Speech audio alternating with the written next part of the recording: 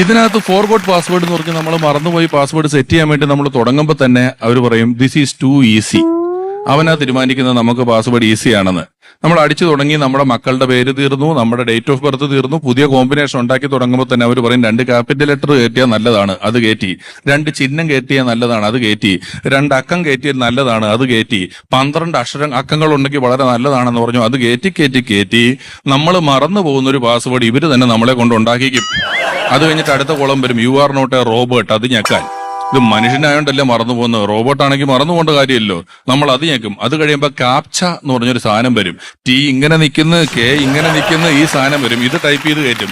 ഇത് ടൈപ്പ് ചെയ്ത് കയറ്റി കഴിയുമ്പോൾ പറയും ഒരു OTP അയച്ചിട്ടുണ്ട്, അതടിച്ച് കയറ്റാൻ. എന്നിട്ട് റോക്ക് ടിക്കറ്റ് വിക്ഷേപണം പോലെ കൗണ്ട് ഡൗൺ തുടങ്ങും. 50, 49, 48, 47, 46. നമ്മൾ നോക്കിയിരിക്കുന്നു, OTP വന്നിട്ടില്ല, ടെൻഷൻ.